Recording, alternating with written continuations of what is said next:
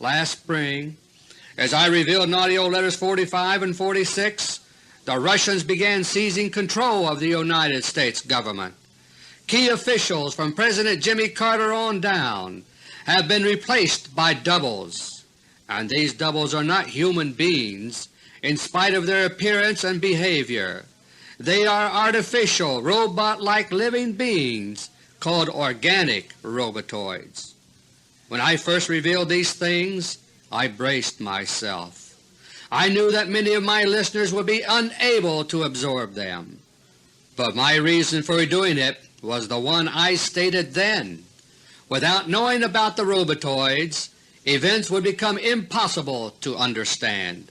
Since that time, robotoids in key positions of power have been causing many surprises in the news these days. The strangest surprises of all have been caused by the Jimmy Carter robotoids. In AUDIO letter 48 2 months ago, I detailed the major instability problems the Russians are having with their Carter robotoids. The holographic computer brains of the robotoids include instabilities which were present in the real Carter brain in a way that exaggerates those instabilities.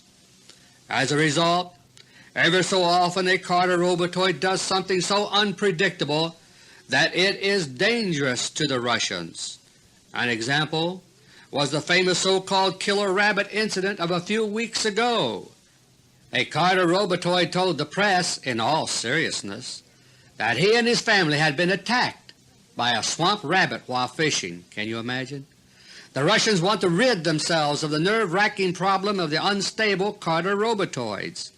Earlier this month, on September 15, an attempt was made to do just that.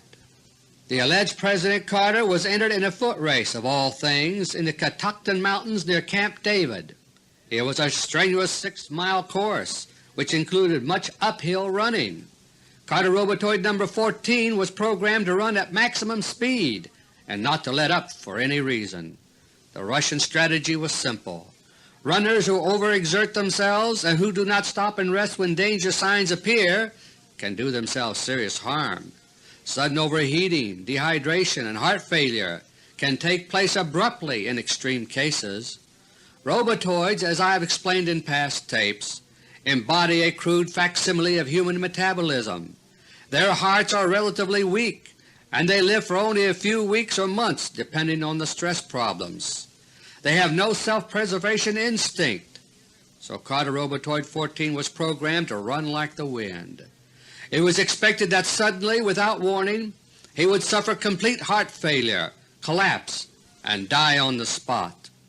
If the robotoid died before aid could reach him, everyone would just accept it as a tragic accident, and the Russians would be rid of the problem of unstable Carter robotoids.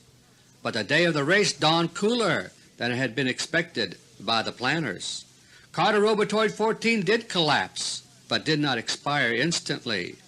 His face turned a deathly greenish-gray, and he was moaning and incoherent, and yet when the Secret Service men picked him up, his legs kept running as programmed. Finally an ambulance arrived, but Carter robotoid 14 did not use it. Instead, the robotoid was bundled off in a car to Camp David, and there robotoid 14 finally died, too late and out of public view. The purpose of the race had been to eliminate the Carter robotoid problem in a way that would leave no questions, that is, sudden death on the spot. But there would have been a storm of questions if Carter's alleged death had been announced after help arrived and took him away. So after the race, Carter robotoid number 15 showed up to reassure everyone. He looked nothing at all like the deathly figure who had collapsed just a short while earlier in the race. He looked like a new man, and in a sense he was. The contrast between the dying robotoid 14 and the fresh robotoid 15 is something you can see for yourself. Just get a copy of Sports Illustrated magazine for September 24, 1979. On pages 16 and 17 you will see the pictures of robotoid 14, stricken, stumbling, mouth agape. Then look at the fresh, smiling picture of robotoid 15, handing out trophies on page 19 only a short while later, and then ask yourself, Is this the same man?